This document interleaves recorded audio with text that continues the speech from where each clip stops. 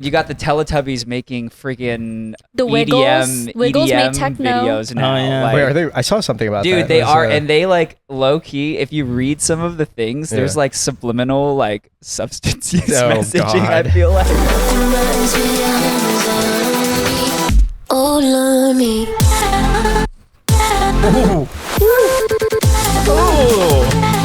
I know Dioro Yeah. just played at Chuck E. Cheese. Oh my god! I don't know if you guys have yeah. seen that. Yeah, he did. Yeah, He Dioro. did. Yeah, he Can I played. share a hot take? Yes. Sure.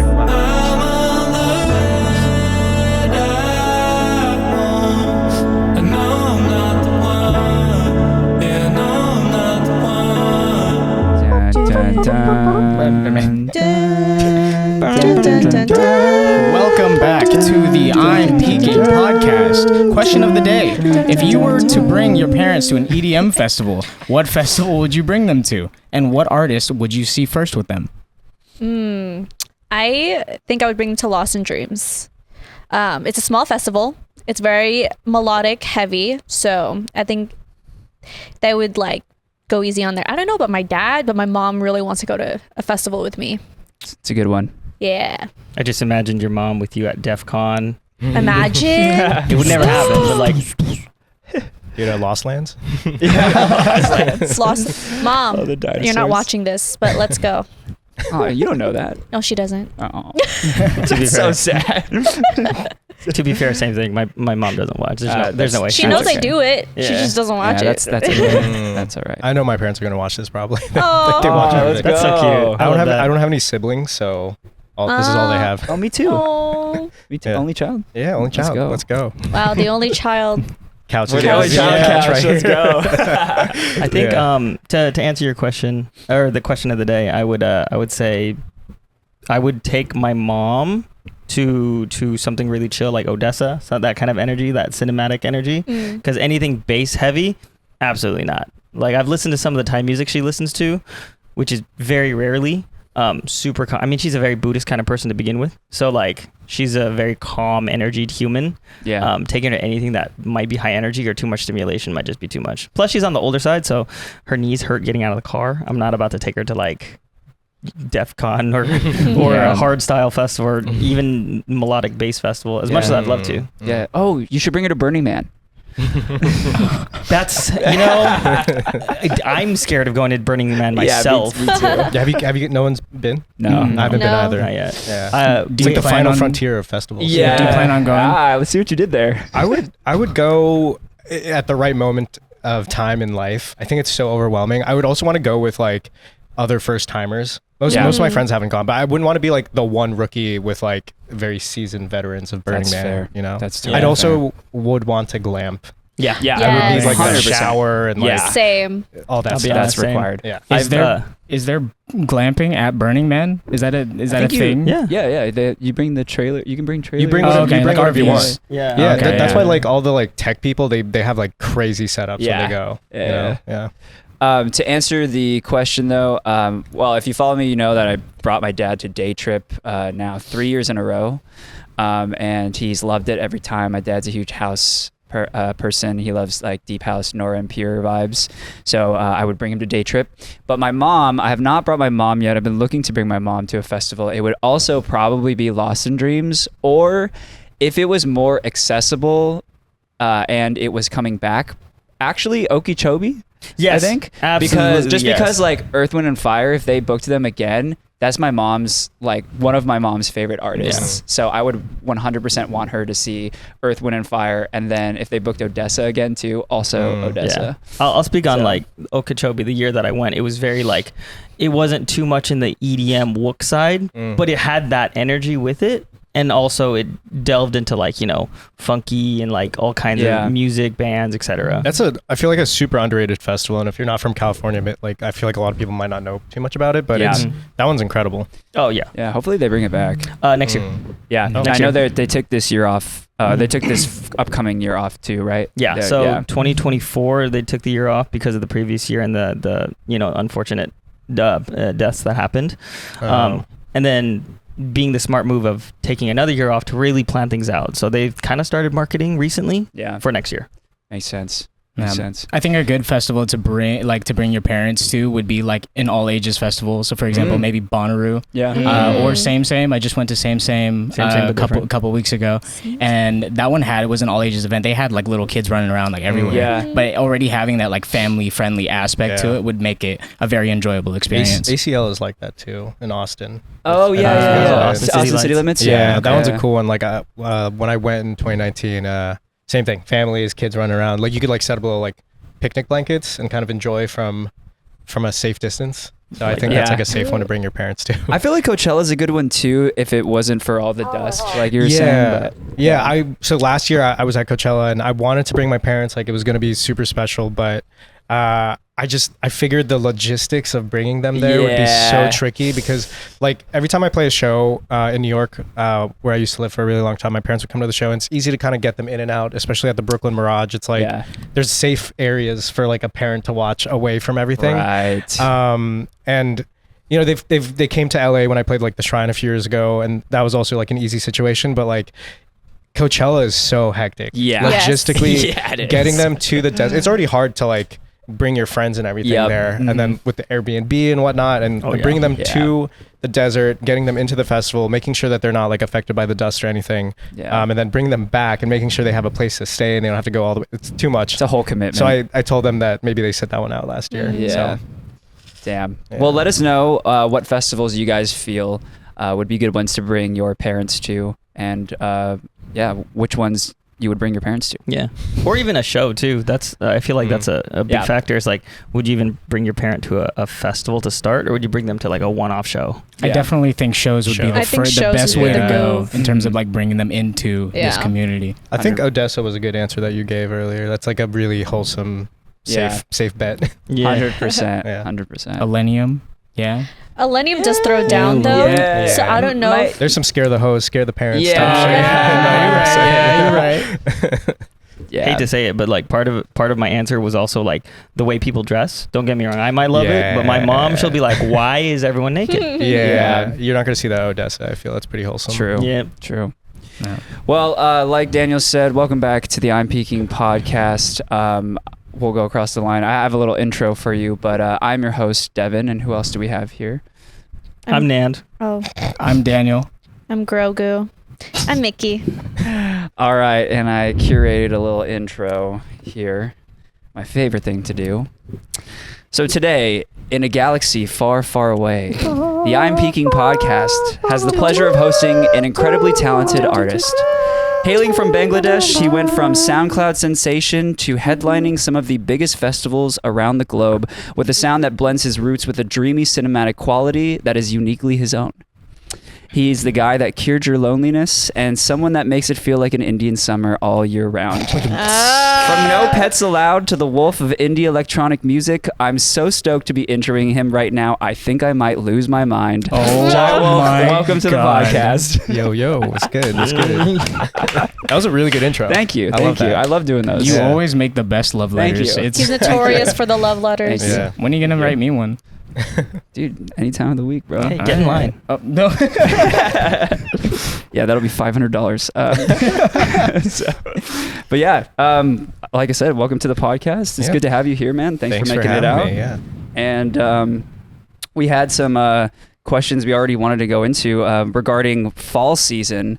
I know we're kind of past like the main part of festival season, which I feel like is like that summer, like early spring kind of time of the year, but it's now October, so we got a lot of festivals surrounding the holidays, and thought we might talk about like what are some of the fall festivals even coming up this year that you guys recommend.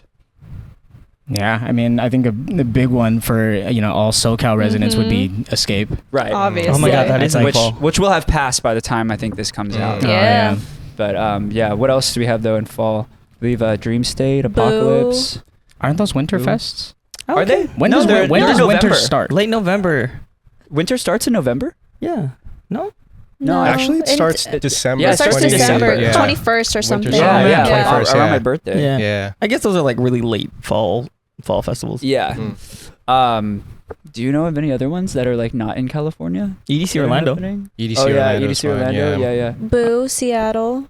Yeah. Freaky On Halloween. Deaky. I think Lost Lands does count as one too. Oh yeah, It's like Yeah, right. It's like right technically. at the beginning Yeah. of right at the Yeah. beginning of fall. Wait, Lost Lands? Yeah, yeah. It's Wait, when the one that just happened? yeah. yeah. Oh, yeah, that's a yeah, I guess so. That's a fall It's like festival. an end of summer. Mhm. Yeah. Oh, okay, yeah. I don't know. Yeah, I'm not super versed on the festivals outside of California Mm. that happen around this time. That's why I was Oh, wondering if Izu's one, but I don't think Oh, yeah. Izu's happening this year. I is don't think it happened. Oh, Okay. yeah. I mean, after what happened last year. Yeah, they've been kind of going through it. You know, Yeah. Izu was the first festival I ever went to in 2013. Really? Oh yeah. Yeah. Went to or played? Two different Went things. to. I've actually never played Izu, and I'm from New York, so I've always wanted to, but never got the chance. It could still happen. Yeah. I mean, if they bring it back, if they bring yeah. it back, they definitely got to take a break first. Yeah. The first time I went was 2013, and I saw Alesso, I saw Flux Pavilion, Oh, I yeah. saw Wow. Sounds 2013. Yeah, I saw Knife Party, and then I saw Avicii actually for a little bit. That RIP, lineup was but- stacked. Oh. Yeah. I haven't heard Knife Party in a long time. Yeah. Yeah, Knife Party was sick. Also, Avicii was playing at the same time as Bauer. Avicii was playing main stage. Bauer was playing a side stage, and I went to Wow. see him for a bit. And this was like peak Harlem Shake. Whoa. Yeah. I also can't believe that was 11 years ago. That's a long time ago. So wild. Yeah. Oh my That was God. insane. I was a senior in college at the time. Wow. Yeah. So before you were making music, you were a raver first. Well, okay, raver is a strong word. I feel like I was a music fan for sure. I There you liked go. all types of music. I liked electronic music, but I was kind of like a anti-EDM guy for a little bit because I came Wow. from like the pop punk world, like Okay. Blink-182, Oh, yeah. Yes. Oh, yeah. Fall Out Boy. Hell yeah. And I think EDM was coinciding with my college experience. Like I was a freshman in 09, and by 10, like I remember kids were going to Izu, kids were going to Ultra Miami. I didn't know what any of that stuff was, and I didn't really understand Alesso or Avicii or any of that stuff. But what I did really like was Skrillex and Yeah. Flux Pavilion, because I feel like Skrillex did a really good job of like bridging his world like from first to last, and the emo pop punk world with like the heavy hitting electronic stuff. Mm. So, but by the time it was my senior year, I kind of started to really understand EDM a bit more. But raver is a really strong word. I know there's a lot of like DJs who are like former ravers, but I feel like I'm one of those people who did not come from the rave scene actually. Huh. Interesting. And if you don't mind me asking, how old are you now? I am 30, almost 33.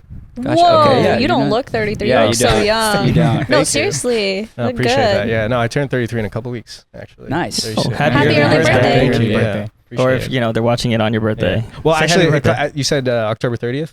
Yeah. My birthday's November 1st, so right after this Oh, airs. nice. it'll be Oh, my yeah. Oh, birthday. there you go. What Um, sign is that? Scorpio. Scorpio. Yeah. Okay. Almost Scorpio It's my season. mom's birthday too. Oh wait, November 1st? Yeah. Oh no way, awesome. Oh yeah. Damn. I mean, that being said, for you not being a raver first, but you've obviously gone to events now. Have you been to one like an underground? Well, like an underground rave. Mhm. I don't know. Underground like is probably subjective for a lot of different people, but I don't know if I've ever been to like truly an underground rave. I mean, the New York City scene was so interesting because one, at that time, it was very like bottle service oriented. Like, do you guys know about Pasha in New York? No. No. Pasha was kind of like exchange, I guess. Okay. Okay. Where like Martin Garrix would come, Chainsmokers would play, Ah. and then before Mirage, they had Webster Hall. Oh, I've heard Oh, of I know. Webster Yeah, I Hall. know Yeah. Webster Hall. Webster Hall is kind of like Avalon meets Fonda, maybe like that size. Oh, wow. Oh. But it was okay. both like a club, but you could also see like bands and pop stars. Right. Like, I saw Troye Sivan there once, like a long time ago. Ah. But on the weekends, Webster Hall would have these like mainstream artists come in every weekend, just kind of like at the peak of like Avalon, like every like hot DJ would come and play Avalon about Right. 10 years ago. But Webster Hall, like I saw Zed there. When Clarity came out, I saw like A-Track, Alvin Risk. Those were kind of like the first few raves that I ever went to was at Webster Hall. So I wouldn't say I've ever truly been to like an underground rave. But I Webster see. Hall was like where all the like, it was like the incubation of the EDM scene in New York City circa I see. 2010s, early Got it. 2010s. Yeah. Gotcha. Would you ever play at an underground?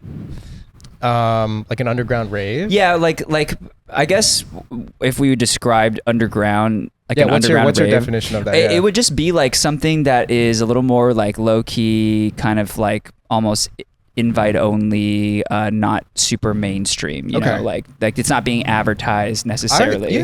I would be open to it. I mean, I think the closest thing to that now is like the pop-up. I was about to say, brownies and lemonade. Kind of. Yeah. Brownies and lemonade's kind of like that. They were Brownies was the first LA show I ever played. Oh, they were the. Do you guys know Kush from Brownies and Lemonade? That sounds really familiar. He's one of the founders. Shout out to Kush. He picked me up from LAX.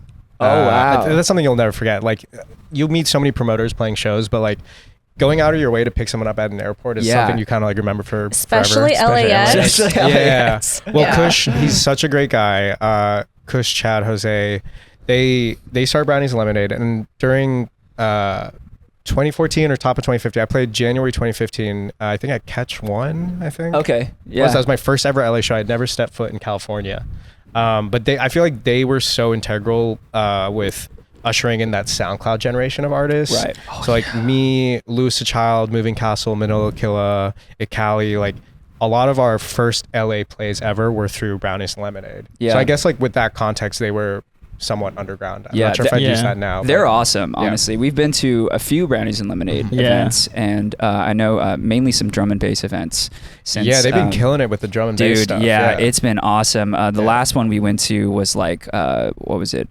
Jaws played, and then who else? Hybrid Minds, I think, was there. I think it was Hybrid Minds. Was it? Yeah, they were actually like emceeing. You remember? Oh yeah. Did you ever go to the Dave and Buster's one? No, but I heard I had one of my friends, Michael, is like really into drum and bass, and there were like so many times where he's like, dude, drum and bass night at DMB. At DMB. I went Let's to go. one. It was really cool. Yeah, they were playing it like through the speaker system, so you can go and play like skee ball. Yeah, I thought it was really sick. I thought like that was one of their more like, well, all their events are really cool, but like that was a very original, unique kind of thing. Are they still doing it? At Dave and Buster's? Yeah, they've done at least 2 or 3 there. I went to the first one, I think, last year, or 2 years ago. I can't remember, but they still throw DNB events. I know that for sure. I hope they do another one. I think it's kind of crazy how they can even like organize that in such a, like in a public place. I know Dioro just played at Chuck E. Cheese. Oh my god! I don't know if you guys have seen that. Yeah, he did. Yeah, Dioro. Yeah, he Can I share a hot take? Yes. Sure. My hot take is that some of these pop-ups are a little too OD for me. I don't know. What do you guys think? Overdone? No, just like the locations, because it's always like, oh, we just did a pop-up at like a Chuck E. Cheese. No shade to Dioro at all. No shade to him. No shade to anyone, to be honest. I'm just saying the general concept of it. Yeah, it's kind of like why, it's like why Chuck E. Cheese. Are you guys into that as consumers, or like how do you guys feel about that? I think it's a novelty, and it's just really like kind of, I guess, fun. Seeing you do I guess the rave aspect just in a different location place. I think it also depends on like for example, use Dave and Buster's and Chuck E. Cheese. That kind of touches all of us in a way. Like it goes to our youth, that nostalgic energy and feeling. Because like I feel like if you do a pop up in, I don't know, a Denny's, I don't think I'd be as affected. There have been pop ups, I think, in OC where it's like a hot pot. Okay, restaurant. I saw that one. Yeah, that's the one that like low key. I think I like tweeted about it. I was like, yo, this is too much. But that's just, I don't know. I think I'm also on the other side of it. Like I'm not on the fan side or the consumer side necessarily. So for me, it's more like if I'm scrolling and every other post is like there's no like intention behind it. I think the Dave and Buster's thing is awesome. Yeah, it makes sense.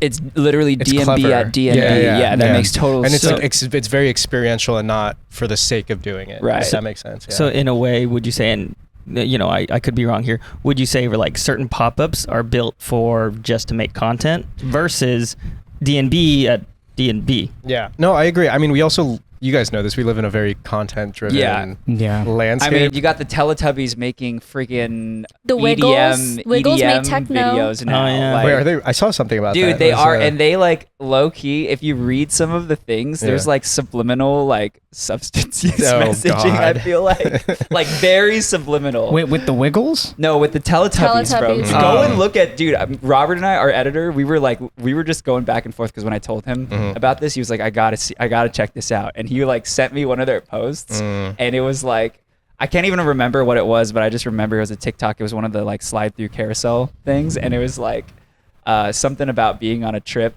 or whatever, and like you make it's crazy, dude. They're wildin'. Yeah.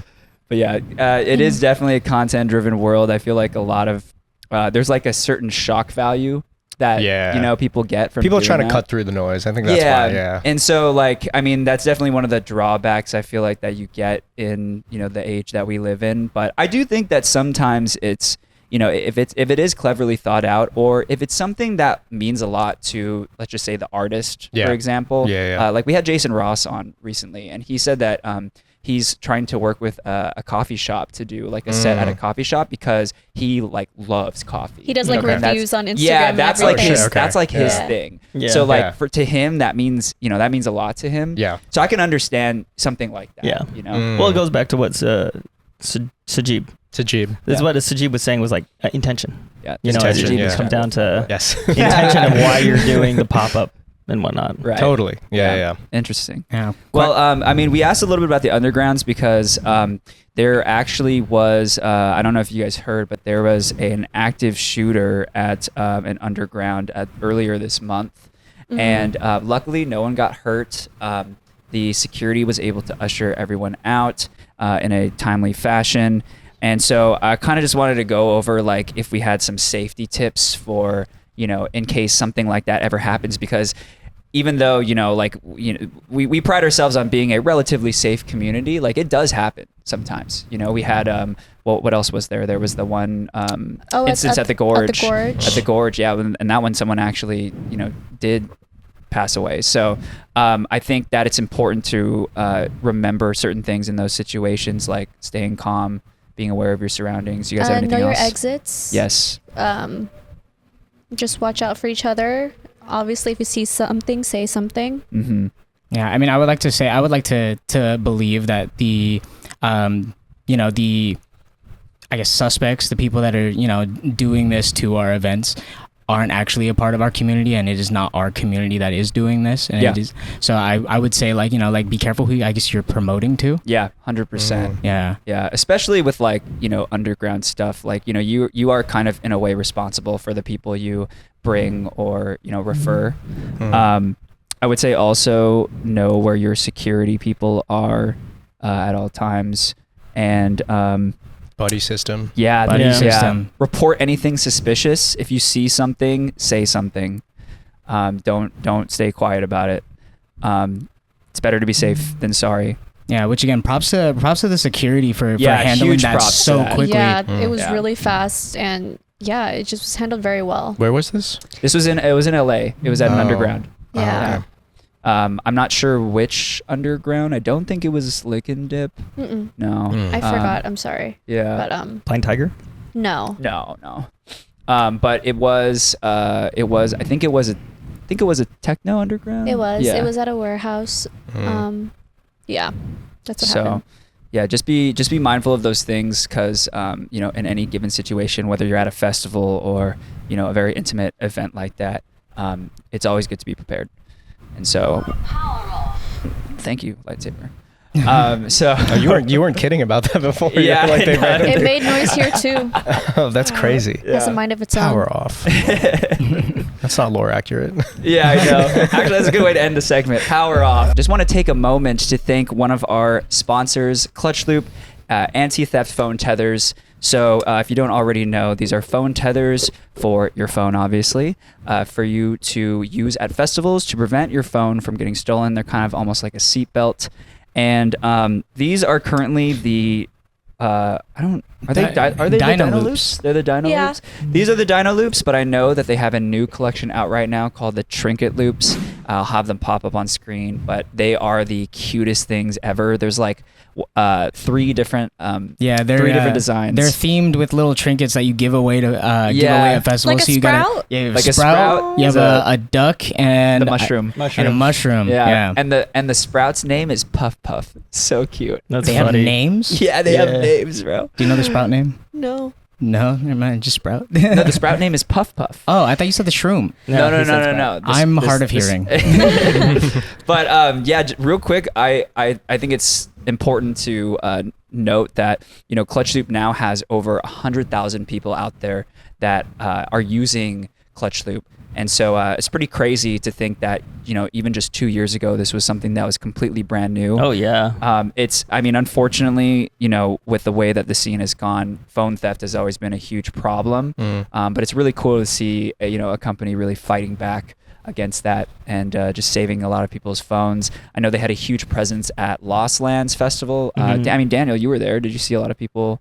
Wearing? Oh yeah, or pretty much them? every single attendee had a clutch loop. Nice. So it was really, really cool. Like we were all like kind of thinking it'd be insane to have a festival that has a 0% of phones stolen, which I don't think anyone would get. Anyone got their phone stolen. That's just cool. Maybe, I don't know.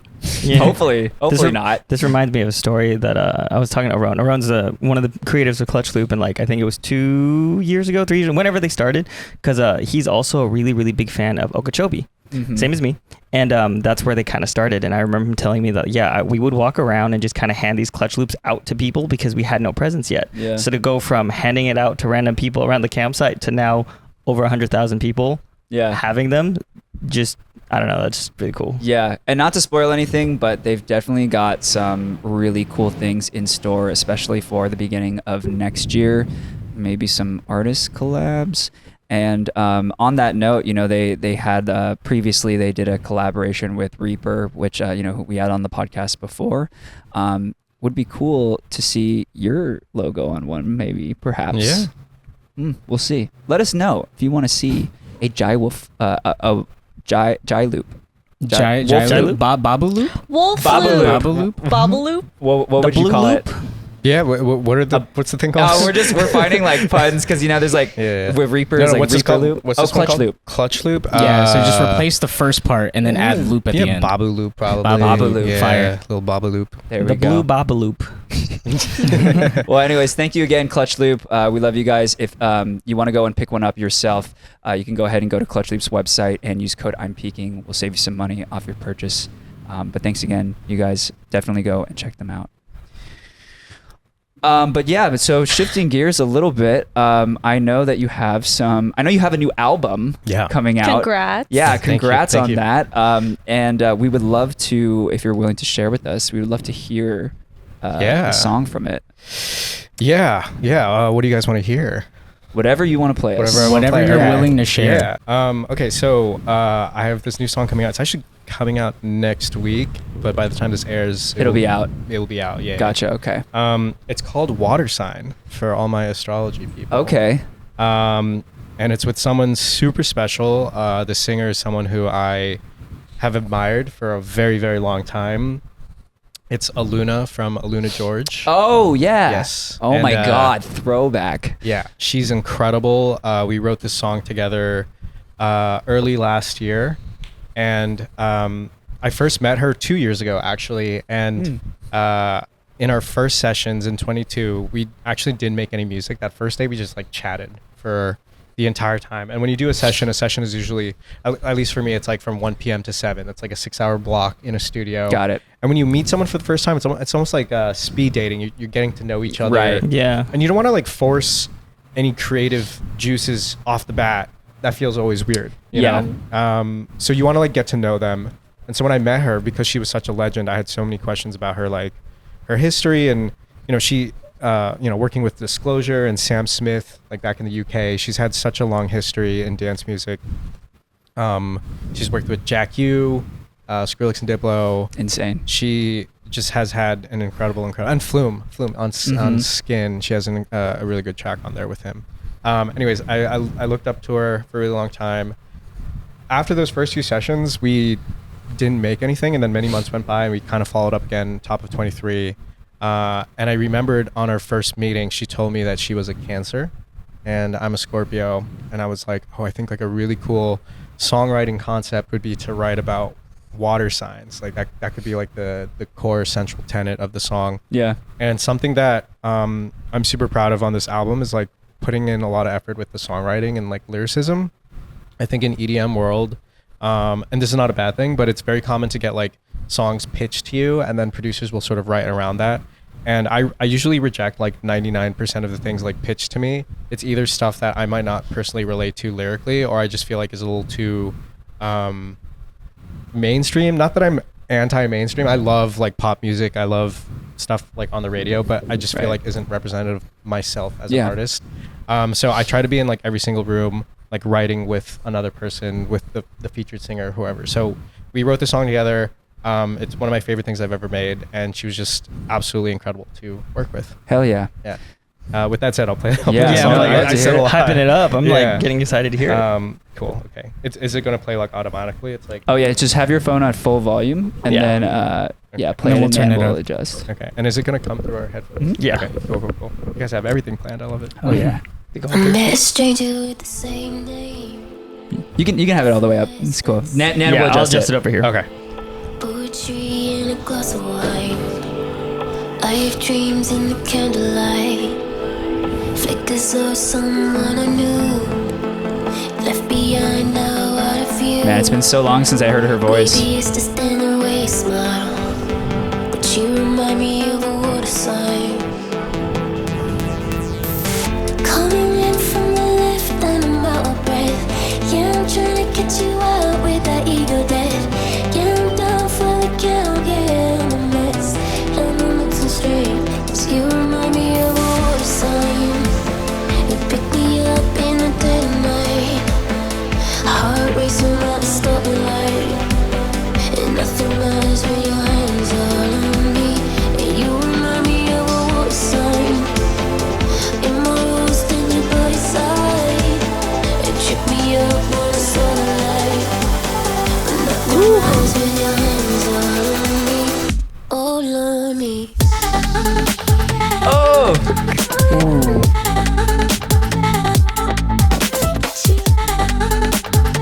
But nothing matters when your hands are on me. All on me.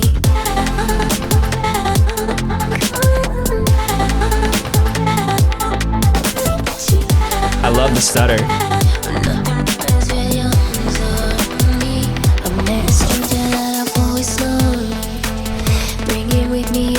This is so pretty. Yeah, this is a vibe. You never know what you've been sold. You and me locked up in a game of chess. Yeah, I'm trying to get you out like a queen possessed. Even though you're surrounded, I'm a mess. Yeah, I'm losing straight. 'Cause you remind me of a water sign. And pick me up in the dead of night. Heart racing around the stoplight. And nothing matters when your hands are on me.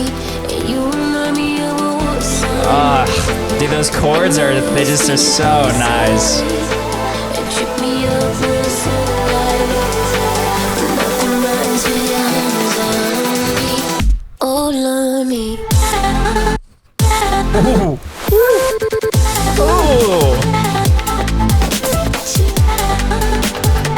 But nothing matters when your hands are on me. All on me.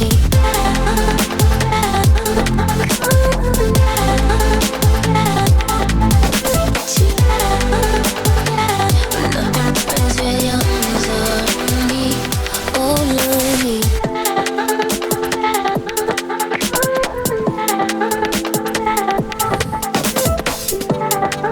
You can't see it, but I have goosebumps underneath my robe right now. All on me. Oh, yeah. The mess with your hands on, all on me. Wow. It was so pretty. Wow. When wow, Devin wow. says he has goosebumps, he literally Yeah? does. Yeah. Oh, thank y'all. Dude, that was Yeah. so sick. You guys are actually some of the first people to hear the song, to be honest. It's so Really? crazy. Yeah, it's funny being on the other side of a project coming out, because you forget that like only your inner circle have really heard. Like That's my manager has true. heard this, people I've worked with, like the video we shot a couple weeks ago, like those people have heard it, but Yeah. like consumers haven't heard it. Right. You know, so Yeah. it's crazy to like hear the reaction and all Yeah. that stuff, because I forget that it's not on the other side of release. So Yeah. thank y'all. Yeah. Yeah, no, thank you for showing us that. That was incredible. I definitely saw some like, I feel like there were some old like influences in there from like, I kind of got like a tiny bit of Flume, Yeah. like in there with the like the really high screeched like sounds Yeah, yeah. worked into there. Yeah, The main one of the main inspirations actually was you guys remember Recess, Skrillex's first album? Yes. So the last track on that album is a song called Fire Away. I don't know if you guys know it, but I feel like Skrillex was like doing a lot of UKG stuff before UKG was really popular. Like obviously it's like peak UKG right now, but he was doing that kind of like off-grid drum work. And Fire Away has like this really cool halftime thing. Like this is at 140, which is a lot of like a lot of dub is in 140 right now, and a lot of melodic dubstep is also around 140. So I wanted to do something where it was like, okay, it's UKG drums, but it's halftime, but it kind of has that like I also came up on Adventure Club too. That's also another act that I was a huge fan of. We love them in college. Yeah, they were so like another window to like EDM for me, because they like all the like chords and the vocal chop stuff. Like the vocal chop for this is very much inspired by like their Metric remix or their Youth remix. Okay, you know what? That's another thing I was picking up too. Yeah. So definitely like an homage to a lot of stuff that I kind of came up on in EDM world circa 2012 to 14. But yeah, this is such an honor because again, I'm such a huge fan. She's worked with such incredible people, and she's had an incredible legacy, and she's just also a cool person. Like it was very, I was nervous in the studio working with her, you know, but she was very welcoming. And I think when you're writing lyrics, like you have to be very vulnerable and not afraid. So writing this together, like if I had said something, like she would definitely call out like, oh, that's like very corny or cliched, but then we would work together to kind of like tell the story of what we were trying to say with the song. So well, I think you guys did an immaculate job at that. I mean, and I can definitely see all the like older influences. It kind of brought me back to like that, at least for me, like 2014, 2015 era. Yeah, just when I was like really in my peak of loving EDM and just getting into it. Yeah. So. Yeah, I'm glad you guys liked it. Yeah. It means a lot. I think it's really funny that you guys made a song on like astrology signs, and when we had star signs on, they also had a song with the Aries means something to you. Yeah. Love those. Actually, Mern helped co-produce. Oh, really? So he has credits on this. Yeah, I've been working with Nice. Manfred a lot. He's very talented. He is so funny. He's such a hilarious. funny so guy. funny. Is a sleeper funny guy because he has a very like calm and chill demeanor. He's unintentionally funny. Yep. He can just keep going and like in such a fluid kind of way. Yeah, when I was watching that episode, I was laughing because he would just say something so nonchalant, and it would be the funniest thing. What did he say? Like, welcome to the structural engineering podcast. Or something? So he's from Singapore, and we started working together at the end of 22. So we've been working together for almost 2 years now, and he's done a lot of like co-pro and ad prod stuff on my music. Just an incredible like producer, and just like what's nice about working with someone is that you get like a third party opinion on what you're doing, because if it's so easy to wormhole into like a track and you start second guessing yourself, and he has a very like strong like he knows like when the track should end. So I'll take a song to like 75-80%, and then he'll help with that like final 20. Got it. But yeah, he's just great human being, super talented, and very, very funny guy. 100%. I mean, speaking of Mern and star signs, I heard you're also like really good friends Yeah, with you're, like, besties. with Manila Killa. Yeah, that's my bestie. Yeah, we our lore is so funny. It runs very deep. So Chris is also, so I'm 32. Chris is like he's 31 now, I think. And Doesn't look it either. yeah, he's got the fountain of eternal youth going on. But so when we met in a Facebook group 10 years ago in 2011. Wow. Actually, before I was Dry Wolf, and you mentioned it earlier, No Pets Allowed. That was my previous project. I was like a mashup artist / remixer type person. Like I tried a bunch of different electronic projects. It's so hard to tell the story because there's so much context, but I had other projects that I was doing. I had a project that was very like similar to Owl City, where I would try to like sing and stuff, and that didn't really work out. And then once I hit like writer's block, I started remixing existing songs. So No Pets Allowed was like this vehicle of mashing things together and doing remixes. And so because of that, I was put into this Facebook group of other mashup artists, and the people in this group, this is really crazy. Marshmello was in that group. Whoa. Before Marshmello. when he was Chris Comstock. Yeah. Dun, dun, dun. Well, it's not even. This is like public knowledge. known. Yeah, You guys no. all know already. It's Come known. on. Yeah. Well, Chris and I, That's who he is. yeah. Well, Chris, like, he was from Philly and I was from New York, and we're about the same age. So he was in college around the time I was in college, and Vine was a really big thing. And so his project.com was like blowing up on Vine because people were shaking their butts to his remixes. But I remember he like got an agent, started touring, and then when he would play in New York, I would like open for him. So you could look this up, like Webster Hall. Opening for .com. Wow. But he was in the group. Blau was in the group. Cap Slap. Wow. Oh, Cap Slap too. Yeah. Blau was also, so I'm 91. Blau was also 91. He was at WashU at the time, and he was one of the first like American DJs to go from like frat boy DJ to playing like Izu and Ultra and EDC. Because if you recall at that time, like all these European exports were coming out here. We had David Guetta, Martin Garrix. Alesso, yeah, Alesso, and all these like very hyper European artists. Swedish House. Yeah, and then at the time, the American DJ archetype was really just like a frat boy party DJ. So I want to say the two artists that really like broke through into the festival circuit were Blau and Chainsmokers, I think. Yeah. at that time. Like American. Yes. Like born in America, raised, went to college, all that stuff. So transitioning from like degular frat guy to DJ was like this very aspirational archetype at the time. Right. Anyways, Chris was also in this group. Chris was just some kid in the Philippines, and it would be funny because of the time difference. He would be chirping in the group on Facebook at odd hours. It would be like 3 a.m. for us, and like he would be very active. But it was funny because I never thought I would meet him, and then he started to he came to America and went to college in the DMV. Then he started dating a girl at my university at NYU in New York.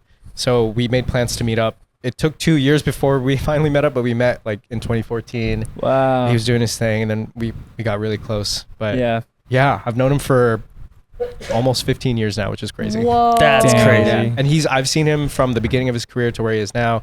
He's seen me go from like No Pets Allowed to Jai Wolf, and just our lores are very, very intertwined. Yeah. I love how a lot of like DJs in the EDM scene, they're all connected somehow. Some went to the same school together. Some grew up with each other. Some are in Facebook groups together. Yeah. Which it sounds like everyone in that Facebook group made it, kind of. Some people for sure. I mean, it's funny. Like I think everyone has had like early DMs with other artists. Like I actually used to make melodic bass music, like between like the No Pets Allowed and Jai Wolf eras. Like my first thing as Jai Wolf was a remix of Adventure Club. It was their song Wonder. And like during that time, like I remember messaging Said the Sky and Millennium on SoundCloud because they were also huge Adventure Club fans. And I swear I have like email threads with both Trevor and Nick about potentially collabing and stuff. And so it all goes deep. I think everyone has had some sort of like connection with each other, like through the DMs, like back then, you know? Right. Wow, even the DJs are spreading plur, you know? Oh yeah. That's so funny. What was that like going from like that SoundCloud era as we started to kind of transition out of SoundCloud? Yeah, I think the trajectory is so interesting because I remember back then, like it was a big deal when you released your first like quote unquote original mix, which meant like it's not a remix, it's not a mashup, it's like I composed this. I went on, Ableton, Logic, whatever. I made the chords, I wrote the song. Right. So like I remember it was a big deal when Blau released his first thing on Hardwell's record label. Like for me it was like Indian Summer. That was like the first like original song. After like such a classic. Thank you. Yeah, after like 2 years worth of like remix work and doing bootlegs and whatnot for other people. It was such an interesting time. It was like the Wild West because there was no like copyright strikes. Like you would get more likely to get copyright stricken on YouTube than SoundCloud. So for a time, like you had Mr. Carmack and all these incredible people coming out of SoundCloud. Throwback. That's what TikTok is now, basically. TikTok is kind of like the new SoundCloud, Interesting. Birthing new artists. Yeah, I do. We have talked about SoundCloud a couple of times on the podcast before, and I do miss it quite a bit. That was just like such a time. That was like my main source of just getting new music from people. Yeah. And so, I mean, not any shade at Spotify or anything like that. I think, this new era is SoundCloud fine was too, but it was a place. It was. I miss just researching random people and like finding music Twitter. Yeah, exactly. Yeah. That's how I found Arm & Hammer. from their mixes. Interesting. Yeah. Yeah, it cultivated just like a really dedicated audience and scene. Yeah. You know, things that you weren't getting from other places, you know? Yeah. I want to bring it back real quick though, to just in terms of like your sound and, you know, the kind of music that you make. Obviously is very like centered around indie-tronic kind of music. So, I mean, I wanted to kind of ask, you know, what, like, how come you tend to gravitate towards that kind of music? And, you know, do you notice like a difference, I think, in terms of like the type of engagement that you get from the audience or whatever? Because I think nowadays, like, you know, all the like dubstep and trap and the really like hype music, you know, it's got its own crowd. And then, you know, there's like melodic music, or I guess indie, it's got its own crowd as well. Yeah, that's actually a really good question. And it goes back to what we were talking about earlier about how like I'm not really from like the rave world. Right. I'm more from kind of like the pop punk, like that's what I listened to like in high school. Yeah.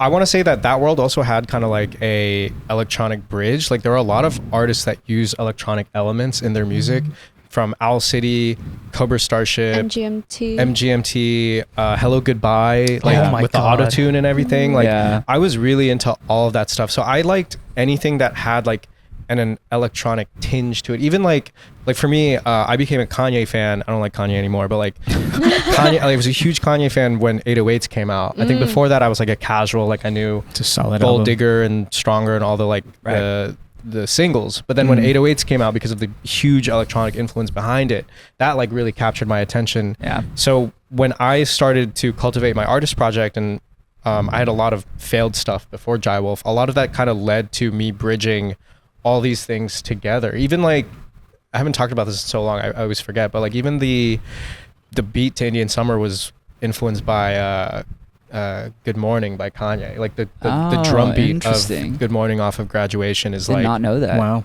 kind of what I modeled the Indian Summer drums to be based off of. Yeah. But I've always loved that world and kind of the bridging of all those things together. So I kind of got, especially when Odessa and Porter Robinson and those guys started to like really come up, and Flume, I was like really into that. And that kind of like fed me the thing that I thought was missing for a really long time. Because I think all those artists were almost like the antithesis to the maximalist EDM movement. Mm-hmm. So I feel like, as I mentioned earlier, like as I was rejecting the like Swedish house mafias, who I think is still awesome and very cool. Yeah, and like they've got their own place. yeah, Like, you know. and I've come around to all that too. Like I think all that stuff is great for sure. But I think in 2014, like Odessa, Flume, Porter Robinson, that was my big three basically. I mean that was my, in terms of like style, those were definitely that's definitely the style I gravitated towards the most, I think. And I think a lot of us here can speak on that as well, you know, being a little bit older in the scene. And I totally see what you're saying, you know, because like I feel like the more mainstream like stuff that was coming out of Europe and like some of the progressive house or the big room house and stuff, like it's got its place in the community for sure. But I don't know. I mean, me personally, I gravitate so much more to like the melodic stuff that's a little more intricate. It's got more going on, but then also some of the more chill stuff as well. So I got into trance personally. At that time, trance was like popping off for me. Yeah.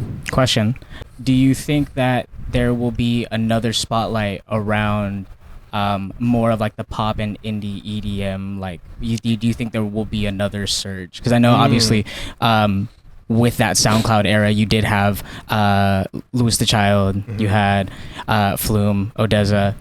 Do you think you will? Do you think there will be another one of those? Man, that's actually a really good question, because that's something I talk to a lot with my friends. Sorry, like Chris was also kind of on that like melodic tip for a really long time, and then he kind of pivoted to house music over the last few years. And he was early too, before house became this like huge. It's always big, but now it's like reached this new height. You know, between Chris Lake and Fred again and John Summit, like that spectrum is the biggest it's ever been. And so because of that, like I've talked to San Holo about this, because I feel like me and San sort of occupy a very, very similar space, and we've both kind of come up together From SoundCloud too. Yeah, and from SoundCloud, and we've talked about how like there's been a massive migration to house music, and like like all the people that might want to like who maybe historically would come see us are now going to see. They just want to vibe basically at shows. Yeah. I don't know. I try not to think too much about it because I think it's easy to get like bogged down by like whatever genre is like really popular at the moment. The way I see it is that like the people who want to stay and support, well, like those are the people you should care about. It doesn't matter if it's like a big movement or a small movement or whatever. I'm thankful that there's someone, at least one other person in the world, like even if it's one person, that's all you need basically at the end of the day. But yeah, things are a little different now, but I'm not necessarily expecting a comeback or anything like that, if that makes sense. Gotcha. Yeah. Make it come back. I would love for it to be like what it was a long time ago. miss But like, it. I think everything moves in cycles, so I think does move in cycles. eventually it will. But I think you know what, I can respect and really appreciate that like you're staying authentic to you. Yeah, well, I also like what I'm excited about with my record is that like I wanted to bridge the gap between what I love and adore, but also try new things. Like even the song with Aluna that I played is like me trying something new, especially with the drums, like challenging myself basically. And like I think a lot of the record is taking a lot of these modern elements that are popular right now and then connecting them with what I love, all the like chord stuff and lyricism and my personal sonic palette. So I think that's what I love about my favorite artists as well, when they push themselves to try new things. So I try to embody that same spirit. So your Instagram kind of went through like this change. It looked like everything on your social media just kind of got wiped away. And then I also saw Babu has a tear and a sad face. Why is that? Or well, I guess first, what is Babu? What is for anyone Babu? that doesn't know? Okay, so Babu is a term of endearment that my parents call me. It means child in Bengali. So I'm from Bangladesh. I'm Bengali. And when I was trying to figure out what I wanted to do for this new era and record, I was doing a lot of brainstorming a few years ago, and I thought Babu felt like a very authentic word of like who I am as a person, because it's kind of what I was as a child. I'm Babu. And so I wanted to use that as kind of the core tenet of like this era, you know, very, very true and authentic to yourself. And I also never really had like a name for fans for a really long time. Like when I switched to Jai Wolf, I had a lot of like lore and brand rules. I was like, I don't want to use like Wolfpack as as like the fandom name, and I never really had one for a really long time. And I don't think the fans ever gave themselves like a name or anything like that. Like I didn't have like millennials, you know. But I thought Babu was like a really wholesome way to call the fandom that like these are my Babus, my children, basically. That's so cute. I didn't know that. But in terms of the logo changing, I mean, so this is like the third version of it, the one with like the tear. We started with kind of like I call it neutral face. That was kind of like the intro to the era. This year we switched to the winking face, which is right here, for most of the year. That kind of like signaled to me the DJ set era, because I was doing a lot of DJ sets this year, and I thought it was like a really fun kind of way to express the logo. And then the sad one with the tear is meant to be for the album that's coming out. Basically, that's why I changed it. Which you're calling? I can say the name actually, because we're about to announce it really soon. Okay. I'm calling the album The Red Eye Home. So are we gonna cry? Oh, 100%. Yeah. Okay. Also, you mentioned you're going through a breakup. I don't really want to talk about it. But you mentioned it. Is it like now, or was happening? It happened recently. It happened recently. Okay. Yeah. Can't be honest. Like 3 of us are going through breakups. Oh, yeah, shit. actually, a lot of us are kind of. September was a very rough month for a lot Sorry, of us. guys. It's all good. If I'm being completely transparent, your music is actually some of like the first music that me and her would bond over. That being said, I'm just kidding. No. Your music, it meant a lot to us, and with you here, I'm kind of also just kind of like, I guess, rediscovering my love for music and your music just as like myself. So yeah. On that note too, I think like I was saying off camera, with my ex, she showed me your Cure to Loneliness album, like probably like right before we split up, and we're still cool, like, so we still talk to each other and stuff, and like she knows that we're shooting this today. She was like, oh my god, I'm so jealous. But yeah, no, I mean that album definitely like helped a lot in September. I was listening to it nonstop. Yeah, well, I think you guys are gonna like the new one as well, because that one is about well, I can't even like sum it up, but like it's definitely a like getting like moving on, basically. Yeah, I think that might be the best way to describe what the album is, and it's definitely a journey like from longing. Sorry? Longing in a way. Not longing, but like moving forward. That's why like the tagline for the era is like, it's time to exit the loop. It's like time to break away from the past and past patterns or whatever. But I think the whole album is meant to be very experiential from track 1 to the final track. I think a lot of like albums feel like compilations, and that's something I wanted to avoid, where it's not just like, all right, here's a collection of songs. It's actually like a experiential kind of story from beginning to end. But I'm sorry that you guys are going through this. No, I actually had a question. I mean, because I'm sure like there had to have been some sort of inspiration for making those albums. So were you going through something at that time, or? Yeah, for sure. I mean, I definitely always pull from personal experiences. But I think a lot of artists do this. They will often like combine things together and kind of collage different aspects of their life, and then maybe the lives around them, and kind of blur those two things together. So because you still want to make like a palatable album or song or whatever, where it's like anyone can relate to this. So I try not to get like mega specific, like, oh no, it was a Tuesday afternoon and I'm nothing like that. But like,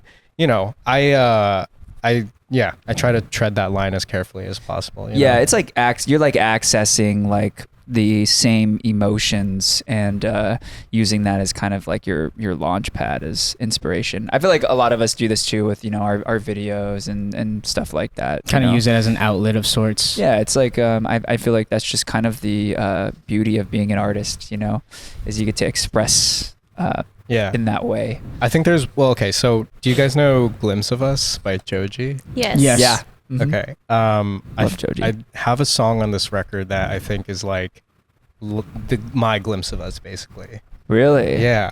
Do we have time? Also? Yeah. Can we listen to it now? Yeah. So this will be the last single for the record. So it won't be out until after this airs, but you guys you can talk about it, but I wouldn't maybe include it in the episode, I think. Oh, you wouldn't include it? Why don't we listen to it in the bonus segment then?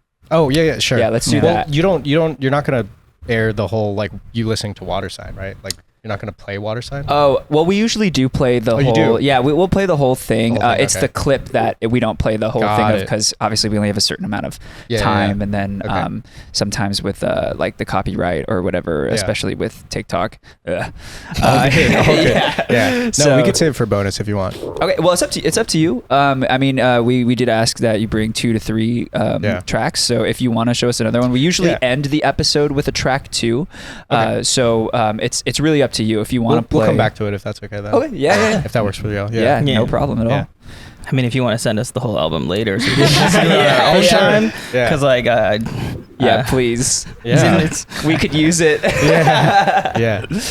Also, I wanted to mention too, just because your Exit the Loop thing that you said earlier made me think of your website, which is so fucking cool. By the way, we were like playing around with it when we had our pre-production meeting to like kind of discuss this episode. Yeah, I had just sent them the link to your website, and I was like, guys, just look at how good this is designed. Go and check it out.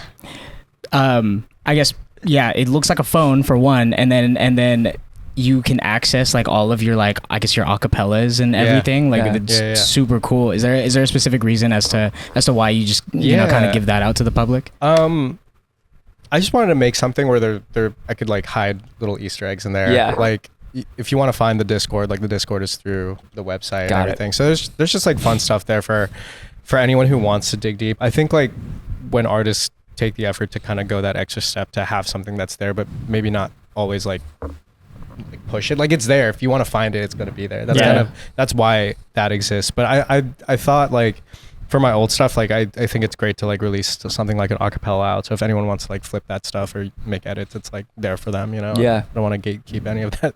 Yeah, no, that's awesome. You're like providing just free resources. Yeah. In a way. Yeah. For And sure. what was what is hikikomori? What does that mean? Have you guys ever seen Neo Yokio on Netflix? Mm-mm.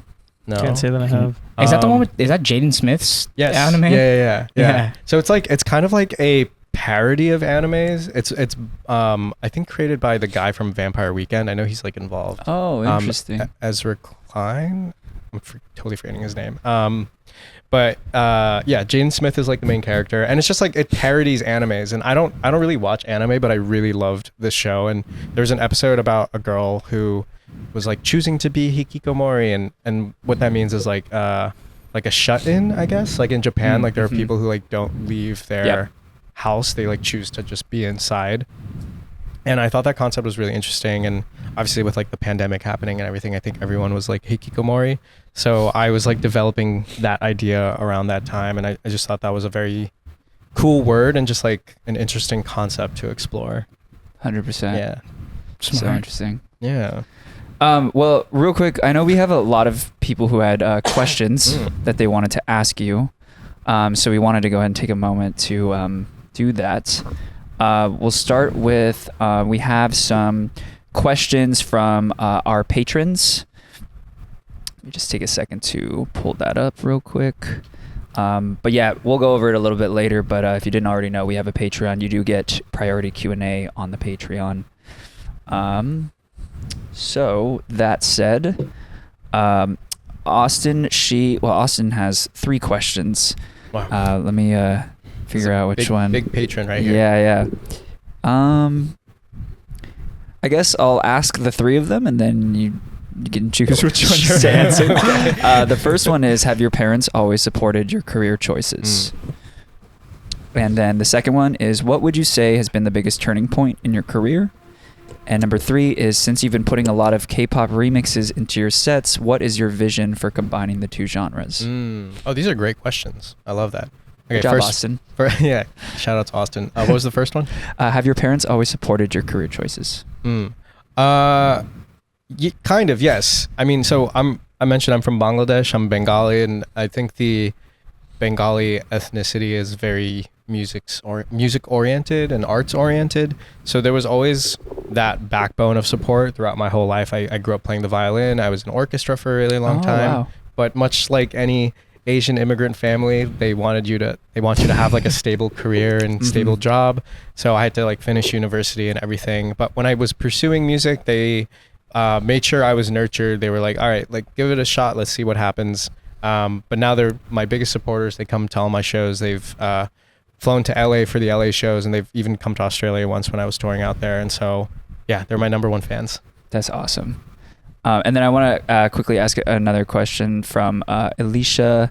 I'm so sorry, Alicia. Oh, wait, there were 2 more. Oh yeah, there were 2 more. Oh yeah. Yeah, if you want to answer those as well. I'll answer the K-pop. Okay, yeah. Like that. Can you repeat Yes, one more time? since you've been putting a lot of K-pop remixes into your sets, what's your vision for combining the 2 genres? All right, so I've been getting into K-pop for the last like 4. Are any of you guys into K-pop by any chance? I used to be. Used to be. XG. I was groups. a Gen 2 Gen K-pop 2. Okay, fan. I'm mega late. I'm like at tail end of Gen 3 into Gen 4. Blackpink was my entry point when How You Like That came out. I thought that song sounded straight up like a Troy Boy song. I swear that producer was listening to Troy Boy and copied the synth. No shade, but like I know what they're doing out there in Korea. But like I that kind of like brought me in. I was like, oh, I feel like this is super electronic and it works in a club, and like I started playing How You Like That in my DJ sets. I have like this really fun surprise thing where I'm playing Blackpink and then it like goes into G Jones, RL Grime in your head. But I just feel like there's somewhat of like a void. Like I know it's getting more popular like this year. Like a lot of people are playing K-pop in their sets. Obviously, like with New Jeans and Le Sserafim, there's a lot of like hype. Like obviously it's bigger than it's ever been before. And especially because the way they're marketing the music and themselves, they like are using TikTok to reach like brand new audiences. There's like a new group called Cat's Eye that's like all in English and more global. And I've heard of them. Yeah, they're super cool. I just think it's fun. It's fun to play that stuff in a set and like kind of bridge those two worlds together. And I feel like they still haven't like fully reached the potential of what like an EDM K-pop crossover could be. We're getting there. I know I keep saying no shade, but like I don't know. I heard like a David Guetta remix recently and I was like, this is not it. This could be so much better. But I'm hoping one day like there could be something cool for sure between the two worlds. If possible, can you do a 2NE1 remix? Ooh. Because before Blackpink, it was 2NE1. Yes. Just yes, saying. shout out CL. And then real Right, quickly, CL is in 21, right? Uh-huh. Okay. Just want to make sure. Alicia Sathyaraj, I'm so sorry, I just butchered your last name. Alicia asks, or she says, fellow Scorpio Desi here. Okay. And then I'm gonna ask. She has two questions, but I'm gonna just ask one of them. What is the EDM scene like in India? Ooh. So I've toured in India twice. I went for the first time in 2017, and I was touring with Kashmir. KSHMR. What a throwback. Legend. Yes, legend. Huge, incredible producer. Did like a G6, if you know. That tour was really interesting because I got to see like what it was like to be out there. And I came in as more of like a melodic indie-electronic act, and Kashmir, like he has these huge, big room records. Arguably the best at what he does. Like he made like Tsunami with like Dubs and Carnage and those guys, right? So it was cool to see like what they reacted to and like what they liked, what they didn't like, and also just like even the openers that played before me, like it was cool to see what they were doing. Like they clearly loved Martin Garrix, Chainsmokers, Marshmello, like very much like A-list EDM. And I remember when I went to my cousin's place in Bangladesh later that year, I noticed that the way they were consuming music was through YouTube. Like you would have like a smart TV and then you would find music through the YouTube algorithm. And I realized that the reason why those A-list artists were so popular is because YouTube would push that stuff to them. There was no SoundCloud equivalent in India or Bangladesh. Like now there's Spotify out there, but there wasn't like a scene. So they weren't getting like the Odessas or the Disclosures or anything like that. Interesting. But that said, I played an after party in Mumbai and a girl came up to me and she was like, oh my God, like you're one of the only people who like would play Odessa, Disclosure, like Flume. Whoa. And I was like, that's so cool that you know about this stuff. Yeah. Because it wasn't like the thing that was, that felt like what everyone was consuming out there. Got it. I'm sure it might be different now, but this is 2017. Right. So, yeah. That's so interesting. You guys want to go? The questions? I have one. Jonathan asked, how do you get such luscious curls? Oh, that's such a good question. Curls, man, you gotta really put in effort to maintain them. Curl cream, I guess. It's not permed. No, you're Mine's permed. Yours permed. Yeah. What about So you is guys? Daniel. Also Nand, permed. all Nand permed. No, it's all natural. Perm Oh, boys. natural. as they Yeah, say. damn, showing us up, bro. Yeah, How do you lucky. do it? No, it's a lot of it's too much work, man. It's all these curl creams and conditioners and diffusers and all these words that aren't in the Bible. You know, like, you gotta learn about The this diffusers. Yep. Yeah. Diffuser. Oh yeah. Yeah. Got a certain argan shampoo. oil. You know. Oh yeah. You know. Sorry, what was that? Argan oil. Argan oil. Are you writing this down? It really is. Yeah. Yeah. No, there's a lot of good stuff. What's that brand called? Briogeo. I can never like read it properly. Do you know what I'm talking you're about? saying. No?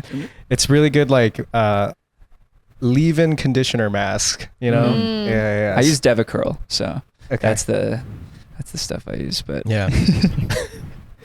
Good question. yeah. Got a question here from Pachu52. Will he do more electric soul sets? Good question. Another K-pop one. I'd love to. Yeah, shout out to Nino from Electric Soul. Do you guys know about that? I'm Electric not Soul? familiar, but Yeah, they I might know Ben from Ophelia. Okay. He does DJing K-pop now. Yeah. So Electric Soul is kind of like this new thing from Insomniac where they have like K-pop raves, and I know Chris played one, and after Chris played one, I was like, oh, I want to do one of these. So I played as a surprise guest at Exchange a couple of months ago now. Yeah, I would do it again. I think next time I do it, though, I would love to see them bring it to Seoul, like Korea, to actually That'd bring be it to Korea. sick. That would be really cool. They have some sick momentum right now. I definitely recommend you guys going for fun. Yeah. It's like very wholesome. Like it's definitely an interesting crossover of kids who would go to something like KCON, like the K-pop convention, Right. and ravers. And they book a a wide variety of DJs who do a really good job blending like those two worlds together. If So- you ever play at like Exchange or in the local area again for that, please let us know. yeah, We would love I to will. come. Yeah, for sure. 100%. I'll do it again. I'd love to cry some more. Afternoon. Tuesday Just a night, Friday regular night cry. schmegler Tuesday. Yeah. To K-pop. Yeah. Yes. Sorry to cut you off. Just a little tangent, but I don't know if you guys saw EDC Korea 2025 Oh, yeah, I is saw also that. happening. Yeah. Do you guys think that there's going to be like a huge like kind of K-pop 100%. wave there- like going on? Yes. Undoubtedly. Yeah. Yes. There's a really cool like speaking. I know we've been talking a lot about SoundCloud, but there's a very cool like K-pop bootleg scene on SoundCloud right now. That's why like Chris's ETA remix, Manila Killa's ETA remix is so hype. Like playing that has been so much fun this year, and it's really cool to see like crowds absolutely lose their shit to that song.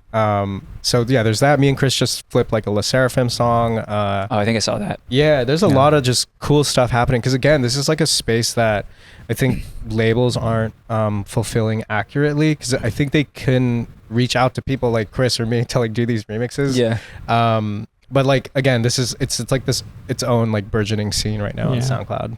And it makes sense because K-pop has a lot of EDM elements. Totally. Oh, yeah. A lot. 100%. I think like a lot of cycles they not shade they are like a year or two delayed. I feel sometimes because I know they were really big on like big room or like mid-tempo trap music or whatever. Yeah. But this is why I like New Jeans so much because the people who are making the music for them are so on the money with the vibes and the beats and everything. Because back then, I know that Skrillex also produced a lot for like K-pop. Yeah, I know him and CL like they have a bunch of stuff together and like Dirty Vibe with G-Dragon. That one's super cool. G-Dragon. And I know you guys probably know this, but you know ISOXO worked on one Yeah. of the La Seraphim. Yeah. You know the lore. Yeah. Crazy. The song is called Crazy, but it's also crazy. So they are slowly tapping in. Like I said earlier, I think artists like La Seraphim and New Jeans are very much the cooler Gen 4 groups that are in touch with good producers and good instrumentals. I also just am going to shout out my, biased preference, which is XG. I know that's a little more on the hip hop side, but Yeah. No, they're super but, cool. Yeah. Yeah. I know. I think even. I think it was Dabin did a remix to one of their songs. I saw them last year at the 88 Rising Festival in New York. Oh, They had both Dabin and XG, so that was really cool. That's cool. Yeah, that's yeah. so sick. Yeah, Yeah. I would love to see them live. Yeah. I feel like there's going to be a lot of like that Asian, because I know EDC Thailand's also happening. I know EDC Korea, EDC Japan. I know EDC what was it? China it didn't happen because of the weather, but like it's interesting because I know in Thailand K-pop is really, really big. Mm-hmm. So that'll be taking over. And Insomniac's just 100%, extending their reach everywhere. I know Yeah. they got They the just got the started. Insomniac Europe thing That now. just started too. Yeah. Yeah. Crazy, man. They're on a whole other level. It's Yeah, cool to see. they are. So I got a question from Christian95. What's one of your most memorable moments, good or bad, while DJing? Most memorable moments. Okay, so we talked about this off camera. I'll bring it up, but like the Blue Babu tour last year, playing Greek Theater. You guys said you guys were there. Yeah. Cried my eyes out. Yep, entire time. That venue is just super cool. It was a dream come true playing that venue. Like I've played in LA. I've done Roxy, Fonda, Shrine, like all these different rooms. So getting to play at that venue specifically was like all time. Like, yeah. Also, I wanted to like make some jokes about like the movie Get Him to the Greek, but like every cast member of that movie is high key canceled AF right now. And also, this was happening before the Diddy stuff. So, but last year I think Russell Brand was canceled. Yeah. Like literally the week before I played the Greek, because I was about to make like some funny shit like Get Him to the Greek, like haha I'm at the Greek, and I didn't do any of that because of the that. age we live in, man. Yeah, it's fucked up. Good call that you didn't. No.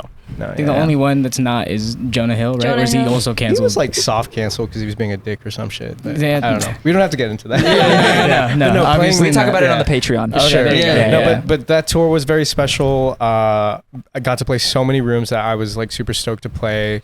Doing Coachella last year was amazing. the Sahara tent setup also was so perfect. Dude, so good. Nand and I were there, not this last year, but the year before. Yeah, last year, Oh, 2023. was that 2023? Yeah, when it gets 23? late in this Oh, year, yeah. it feels like this Oh, year's yeah. Coachella. 2024 was is last still year. so- yeah. Okay, that so always happens. Yeah. Last year, yeah, dude, Yeah. yeah. So we were there at your set, Hell yeah. and man, that was incredible. Thanks, Surreal. man. It was my first and only Coachella I've ever been to. No so way, when I really? was standing there, just seeing you play and the visuals and the everything Hell together, I yeah. was like, this is insane. And for me, it was even more surreal because I started going to Coachella in 2015. So just seeing kind of the Sahara tent evolve Yes. over a couple of years has Yes. been really, really cool to see. Seeing kind of like the emergence of EDM and just seeing it get more prioritized Yeah. at these kinds of events is really cool. Yeah, that set was so crazy because I don't know if you guys know, I was on the 2020 lineup when the pandemic happened, and my booking got bumped back. I've actually never talked about this before, but I was booked to play last year's Coachella back in 2019. Oh, wow. Which is so crazy. But basically what had happened was you get booked almost a year in advance, like almost Right. about 8 months in advance. So I got the booking in like July or August to play 2020. Pandemic happened. And I was on so many phone calls of like, what's going to happen? Because do you remember like they were going to move it to October? Do you remember how a lot of Yeah. festivals got moved It to was a October that year? mess. Yeah, it was so messy. And then 21, it didn't come back. And I had so many phone calls like, hey, are we going to do 22? And they were doing this thing where they kind of split the lineup and kept half the acts for 22 and moved some to 23. And I just remember as 22 was coming to an end, I was on a call and they're like, hey, they might bump you again. I was like, ain't no way, dude. Yeah. I'm Please. playing Coachella. Yeah, no, for real. No, it was like it's I know it's funny to be on the other side of it because there's all this like logistical stuff that happens that maybe fans or consumers might not be aware of, but the last time I had played before that was 2017. So I was like, man, like this is coming back after 6 years. Like we were in Wow. the Gobi tent and now we get to do Sahara, and like a lot of that stuff is like locked in. Like they tell you your stage and like a window of when you're gonna play. It's about a 2 or 3 hour window. They don't tell you the exact time. They're mad secretive. You don't find out your time until everyone else finds out. It's the only festival that does that. That's crazy. Every other festival, like Lost in Wow. Dreams, you'll know about like when you're playing pretty far in advance. I think Coachella, like literally when they post the times is when you find out. That's crazy. Literally, it's so it's wild. really tight like that. But anyways, we knew about the Sahara play for a really long time. So glad it happened. So glad that you guys got to see it. It was very, very special for sure. To answer the fan question, to take it back to that. Well, we're about nearing the end of the episode, so we would love to hear that second unreleased track that you were talking about let's do earlier. it. So this track is with this guy named Ray Brown, and he's super talented. Love his voice. We wrote this 2 years ago, which is really crazy to think about. Wow. And as I mentioned earlier, I think this is like my glimpse of us. And I think this might surprise a lot of people. So I'm going to play it and see what you guys think.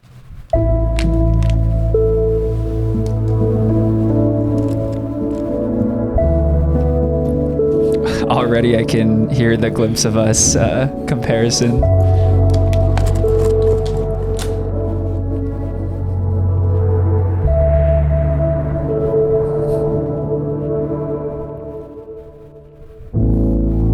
Drive me around your favorite place. Show me the town before it gets too late. Street lights fading. Play me your favorite song again. Memories fading. Alone in a hotel room, getting hard to let go, but the song brings me back to you.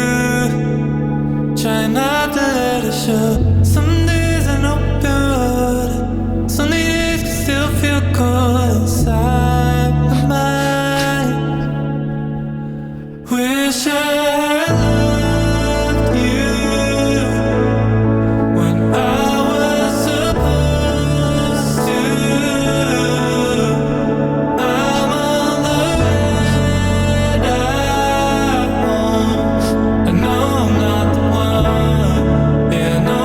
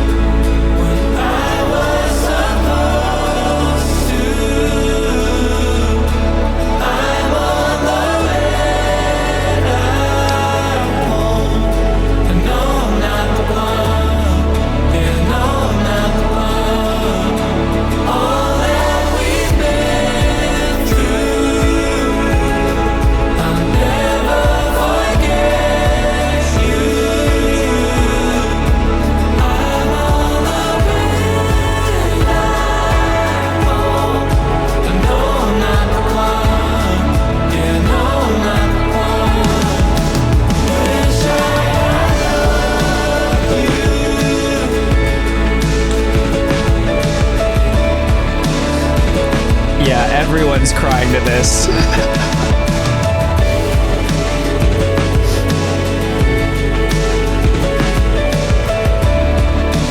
Hold it together, guys. I'm trying.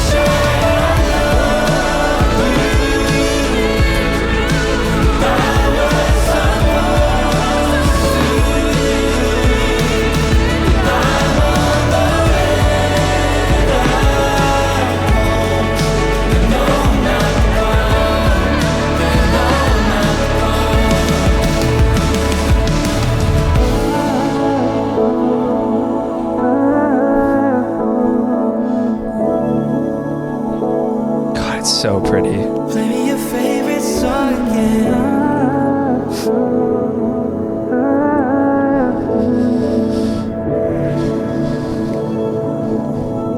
Play me your favorite song again. I just want you to know I had goosebumps that entire time, like the entire song.